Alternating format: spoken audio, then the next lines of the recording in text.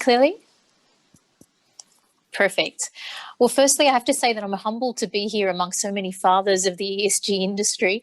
And indeed, when I first started working many years ago in Sydney, I went straight into a mandatory superannuation scheme, which is thanks to people like Nick in Canberra and the government of the day. So I do feel like there's a lot of history and there's a lot of experience here on the call. So what is my lens into the topic of ESG? Well, I'm speaking from the perspective of a global custodian and a securities lender.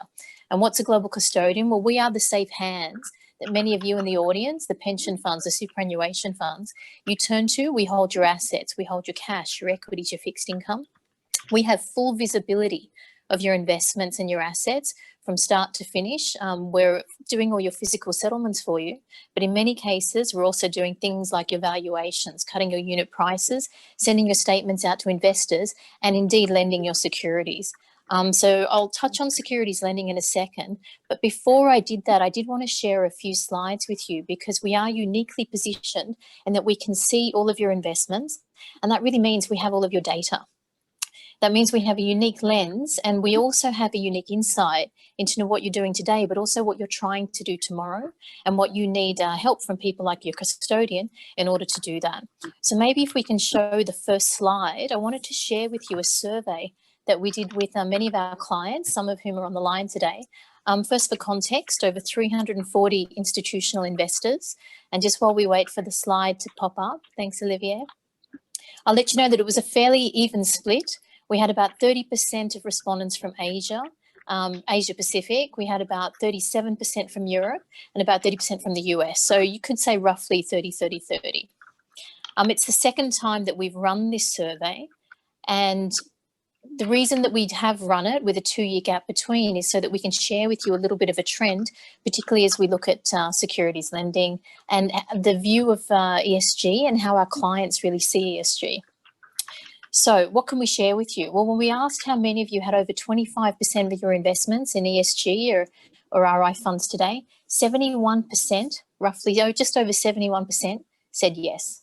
And both estimated, asset owners and asset managers, that would go to over 90%, probably by 2021. Now, this survey was done pre-COVID, so there may be some delays, there may be some changes in views, and I'll be very curious to see the results next year. But when we asked you to rank your motivation for ESG investing, the key drivers and the highest was improved returns, improved long-term returns. Next was 51% was basically brand and reputation, and coming in third was decreased investment risk. But looking at this slide, you'll see the trend hasn't really changed too much over what is most important to you between the E, the S and the G. I mean, maybe we'll start from the bottom up. On the governance side, from 14 to 26%, that looks like a big jump. But when you look at some of the corporate headlines, some of the news that's been in the press in the past 12 months, that's probably not a surprise, particularly from some markets like the US or Australia. If you look at the social side, it's been fairly stable, which probably says that that's the hardest nut to crack because you really need a period of data of making an investment and then watching the impact that it's had over time. And if you look at the environmental, that's actually the one that's decreased the most. And I'd say that's probably a result of some of the assets that you've heard of, spoken of a little bit earlier today, and the fact that there's more data, there's more investment options available for everyone in general. So maybe moving to the next slide. What are the real drivers in regards to ESG integration, and what are the barriers? What are stopping some of you on the phone or on the line today in regards to being able to achieve your ESG objectives? Probably no surprise to many of you, the biggest barrier was data, 65%. And when we look at cost of technology, when we look at advanced analytical skills, that actually tells us that most people feel that if they have the information, if they will have the business case that justifies the investment in technology, or they feel like they have the right teams or access to the right experts to be able to interrogate and make those investment decisions. But actually getting reliable data, getting accurate data and consistent data is probably one of the biggest hurdles. And that takes me back a little bit to the role of the custodian. I mean, what are people asking us for, given that they do see us as a repository of data? I mean, by far, ESG-specific benchmarking. Everybody's trying to understand not only what do they want to do and what can they do, but what is everyone else doing? And what are the benchmarks available? How do I know if I should be doing more? How do I know if I should be doing less? Secondly is the monitoring in terms of analytics and risk, risk always being a key factor. And lastly, and everyone's favourite, the ESG reporting at all levels. That multi-option, I want to be able to check ESG scores on all assets, all asset classes across my portfolio, knowing that no two investors are going to have exactly the same pool of assets. We might jump to the next slide. So maybe then jumping into a deep dive and a bit of a lens on securities lending. You've seen the data, you've seen the analytics, and you know that basically people are basically saying, I want to be ESG compliant, I want to be doing everything I can, but it all comes down to what information do I have? What access can I get to investments? How does securities lending fit into that? And I think securities lending is a really important topic for everyone online because most of you are in securities lending programs. Indeed, pension funds, superannuation funds, reserves are the biggest agents, the biggest beneficial owners in securities lending around the world. But securities lending is an ancillary activity. And what does that mean? That means that you're sitting around tables and you're spending all of your time looking at your core investments. What assets do I want to buy or sell? What investment managers do I want to appoint? But usually securities lending is a background activity that is not really considered frontline around topics like ESG. The main question that we get is, is securities lending relevant? And indeed, the first reaction is often, well, is securities lending complementary or is it actually disruptive to my ESG objectives? So really the answer to that question is securities lending can complement or in some cases enhance your actual ESG objectives. And whenever we speak to our clients, the key thing that we look to them and talk to them about is what is the right balance for them on risk and return of their investment profile. There is no reason you can't take your core ESG objectives and overlay them over your securities lending program, or indeed any investment activity that you have end-to-end beyond your straight mainframe assets that you're holding. So the things to look at, and we've just put a few of them on the slide here for you, is how am I lending? What access do I have? What is my risk return appetite? And am I willing to give up securities lending revenue in order to achieve a better ESG outcome in the same way that I would for my core investments? What reporting or governance will I need, and how will that feed back up into my core objectives or my overall governance and reporting? And how much visibility do I want to give around securities lending to my internal stakeholders or indeed my policyholders? And really what we find is it's all down to a couple of key things. Number one, how active a role do you want to have? Most pension funds, most superannuation funds will be delegating securities lending to their custodian. And so it really comes down to what capability does your custodian have and what can they basically put in place on your behalf. And what we wanted to talk about today is just share with you in our experience a little bit on the core pillars and the core objectives that we look at when we talk about ESG and securities lending for our clients. We might move on to the next slide. I promise not to have too many slides. So what are the three pillars or the three things that we look at around securities lending? Well, the first one is really around corporate governance and it's active shareholding responsibility. So when you lend your securities, many of you know that you lose the opportunity, you lose the right to vote. And automatically an asset owner will think, well, I have to vote. That means I can't do securities lending. That's actually incorrect because your agent lender, and speaking for BNP Paribas, we always reserve the right to recall securities to vote should you wish to. And then that's something we can manage very much in the background for you. You issue a vote. We will look at what's in custody, what's on loan, any pending trades, etc., and we'll manage the voting across the entire position for you. So in that regard, you can earn revenue, incremental revenue while your securities are out on loan, but you can also then be knowing that you're meeting your corporate responsibilities in regards to being a shareholder by voting on your active position. The second pillar is really what we call the ESG criteria around collateral policies. And this is in regards to every time we lend your securities, we're taking in collateral. Now, if you're holding an asset as collateral, that asset could potentially become yours in the event of a default. So there's no reason why the same criteria that you apply to investment portfolios shouldn't be applied to the collateral that you're receiving. So we can filter, we can restrict assets, we can basically put the same lens. And if you don't want to hold tobacco stocks, you don't want to hold palm oil, whatever those restrictions are in your main investment portfolio will also be applied to your collateral portfolio. And all of that will be done very transparently to you in the background and managed by your agent. And the last one is in regards to counterparty selection. I mean, it sounds very basic to say, who am I lending my securities to? But again, this is something that's often delegated and very much in the background and not on your core investment eyesight in regards to who you're trading with. So again, we can apply, and a good agent can apply the same criteria to look at ESG scoring, counterparty by counterparty, and basically favour or only lend securities to those with the better score. So that was just 3 really quick examples, and we can probably close the slides now, as to giving you an idea of how you can apply ESG principles to a background activity that you probably don't think about on a daily basis, but that's going on within your portfolio and touching all of your assets. And it was just really to highlight, number one, that your end-to-end investment cycle is really important when you look at ESG and looking at all the activities that you have across the board in your funds, beyond those core asset holdings that go out in your valuations every month. But also you can always find an area to optimize or perhaps enhance in terms of your ESG returns and your ESG footprint. And sometimes they'll be unexpected, such as securities lending.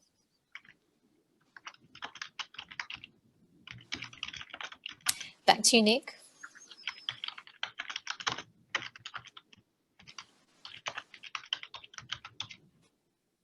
I think Nicholas is the other Nick co-chairing, so he's gone offline briefly. Just a question, Natalie, and also to Nick and Mark. The voting issue that you touched on in the context of securities lending, what's been the trend? Has there been an increasing interest in pension funds and other owners wanting to exercise their voting power in the context of ESG? So I would say yes, and I would say Australia, the Australian market's been the first movers in that regard, particularly around Australian equities. There's a number of Australian funds who will automatically recall anything that's on loan to vote across any elections. And I think when many of the funds first put their ESG policies in place, that was seen as maybe low-hanging fruit. The initial reaction was, I have to stop securities lending. So it was only when there was an engagement, there was a discussion, and then a little bit of the market getting used to this process that both sides adapted. And now the market is very aware of the ability to recall and the need to recall by Aussie pension funds. Of course, there's always a cost to that. That means the fund will lose a little bit of revenue while the loan comes back, or the assets held by a fund that's not recalling may be more attractive. But in general, we see it as very much business as usual now in regards to Australian pension funds. It hasn't really caught on globally as yet. We see the more global movement around what I'll call contentious votes. And what we are starting to see now in Australia, now that a lot of funds have had this in place for 1 or 2 years, is they're now at the process where they're happy to look at the risk and return. And if something is generating a nice piece of revenue for them, it's fairly stable and it's a completely uncontentious vote, they may choose not to recall. And that to me is the right balance, because that shows it's not just a blanket approach of what I think I should be doing. It's a decision that we're making, looking at all the risk factors. And Mark and Nick, what's your experience of security lending in the context of voting, and perhaps more broadly, the trend and experience on pension funds, particularly increasingly voting their investment ownership? Shall I go first, Nick? Please go. It comes back to what I was talking about, stewardship in the wider context. Most asset owners, most pension schemes are very short of resource. And therefore, what's important is how they put the responsibility of voting on their fund managers and hold their agents, their fund managers, and hold those fund managers to account in terms of how they then do the voting. That's the more important part. Now, there's no way an individual trustee board or the representative trustee board can make a decision on every vote that comes out. But what they can do is put a lot of pressure on the fund managers to explain their policies and hold them account for those policies. And then whether or not you go on to the next step, whether you do stop securities lending or not, I mean, I haven't really got a view on that, because I agree with Natalie. It can be done. Yeah. But what's more important is the decision that's being made by the fund manager with regard to voting, and why he's voting either for or against a particular resolution. So I think there's been lots more pressure on that over the last few years. Yeah.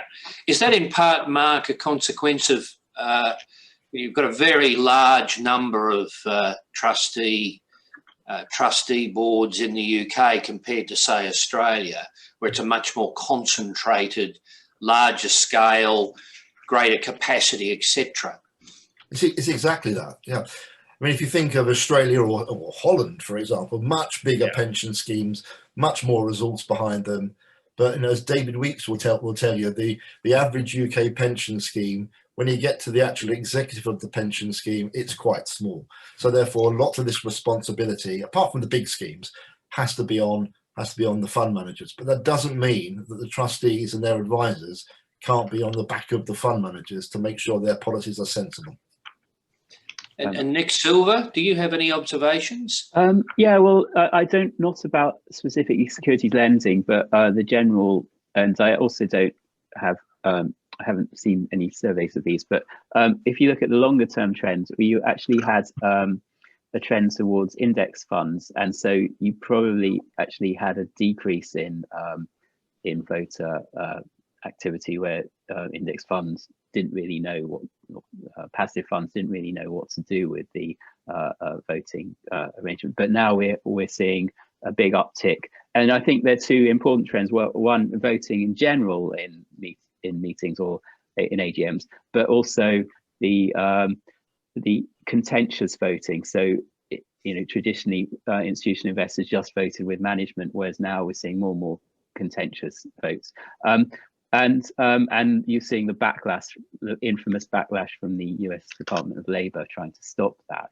But hopefully that will go away with the new regime. But finally, I think,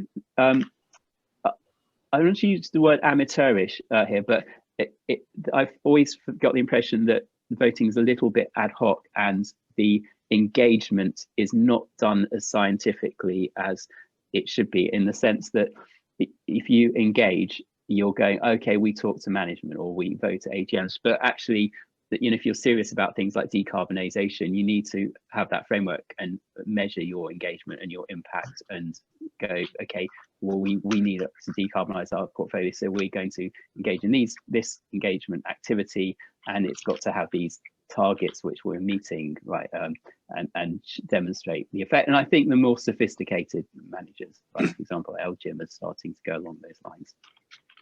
Actually, can I just come back on something Nick Silver said? Was absolutely right. In the passive managers 5-10 years ago said we didn't have to vote because we don't make decisions. That's changed enormously, because they are asset owners, or they're representative of asset owners, and therefore I think most passive managers now, certainly in the UK, are voting. Yeah, I agree. And back to my co-chair, Nick Fursley. Yes, and actually I'm sending a message while talking to you at the same time, and I'm reading the questions, because we received like a dozen questions, but we can't fill in all the questions. So I think some of them were addressed specifically to Natalie, because I guess they have a bit of a more Asian flavor, or Asia Pacific flavor. And I know Nick Silver keeps on repeating, Australia is not part of Asia. So apologies, Asia Pacific, Asia and Australia and New Zealand. Sorry for that. I apologize. But the question, I think we had like a bunch of questions about Asia Pacific in particular, because of course it's the most rapidly growing part of the world. And many European and North American pension funds are investing more, I guess, in securities across the continent. So the question for Natalie is, there was a big shock to everyone in Asia and the world. I think to the day, maybe precisely a year ago, or 12 months and 5 days ago, when the government of Japan pension fund announced pretty abruptly, like it came as a shock because it was very unexpected and abrupt. And my friends at the government of Japan pension scheme announced practically overnight that it was stopping all their securities lending activities worldwide, which is really made waves. And of course, as Natalie knows, in the Asia Pacific area, it's a bit like France, actually. The public opinion is very French in many ways. So there's a big chunk of the public opinion in South Korea and Japan, which thinks along very French lines, and they think that that hedge funds that some hedge funds are really bad, and that because securities lenders lend stocks to the so-called evil hedge funds, they are actually putting fuel on the fire. And we saw that at the beginning of the COVID crisis in early March of 2020, many stock exchanges, and the French one came first, and then came Italy and Spain. They completely, I think for 2 weeks or 10 days, limited or curtailed, naked shorts, and even sometimes forms of security lending. So, it comes at a time of crisis, and we almost always have to make the counter argument that to a large extent, this is really a myth. And in reality, academically, on both sides of the ideological fence, there's been quite a lot of research involved around that, and far from doing harm, in many ways, the fact that there is security lending brings liquidity, and sometimes, like we saw in Germany recently, acts as a red flag, as an early warning signal that maybe something is wrong with that particular stock or company. So what are your personal views, Natalie, without, betraying any state secret? Thank you for the question. So I think maybe on the first topic on the crisis or times of market volatility, I agree with your summation, and I think that if I compare this crisis of the first quarter and the market volatility that we saw with maybe 2008 or 2009, not giving away my age too much, I think what we saw was a much more measured response from exchanges and from regulators in regards to market liquidity, securities lending, naked short selling, etc., because they had seen it all and done it all before. But there was one key difference in that people were much more aware in regards to what types of activities were going through the market, and both in terms of short selling. So there were a lot more rules around short selling. Indeed, most major markets ban naked short selling. There was a lot more transparency and visibility on securities lending activity. And most of the exchanges at the moment will have reportable activity in regards to securities lending. And there was a lot more comfort in the market as to what transactions securities lending was facilitating beyond pure short selling. So there's the basic things of hedging, there's fell coverage, there's all these kind of other activities that they realised from lessons learned from 2008 and 2009 as to what the implications or what other things were impacted should you try and switch off one of the taps of liquidity in the market, which is securities lending. So I think from that perspective, I was quite pleased with the reactions of the market throughout the first quarter of this year. Banning of naked short selling, not a surprise to me personally. Most markets ban it anyway. So in a way, that was more a kind of an even playing field being adopted across the world. In regards to the second question on the Japanese story, I think as with any fund or any major investor making an announcement or making a kind of a market statement, I think it's always an opportunity to look at your own house in-house and say, am I comfortable? Do I have a lesson learned here? Could I have the same situation? And what we found speaking to our clients was all about visibility, transparency, and how well do you know the activity that you have going through your fund, and how comfortable are you with the activity? So we talked a little bit earlier in one of the panels about making a decision versus kind of, going with the flow. And I think that really came down to, are you comfortable with your securities lending program? Do you know what happens when there is an election? And are you able to recall to vote, yes or no? And so little things like that. And for example, we noticed that a lot of people suspended or were saying, should I suspend my program? But they were applying it to fixed income as well as equity, where there wasn't really the same kind of topics on transparency or concerns on proxy voting or short selling. So it did feel a little bit like some people didn't want to be first, some people didn't want to be last. But I think the key thing, and what we really work with our clients on, is basically to make sure that they've made an educated decision with full transparency and they're comfortable with the activity. Do they have the flexibility to stop lending certain stocks if they're concerned? Do they have the flexibility to know where their assets are being lent to and what type of collateral is coming in? So from that perspective, I think the article clearly did prompt a lot of discussion, which is normal, and I think that's healthy. But we didn't see a lot of knee-jerk reaction on the back of it, particularly from our clients. That's great, Natalie. Thank you very much. I'm aware of time, and I would like to thank Mark, Nick, Natalie, and David for that wonderful session. And of course, we have another one of these webinars at the end of March. So we'd love to have all of you guys with us in 3.5 months to continue the conversation.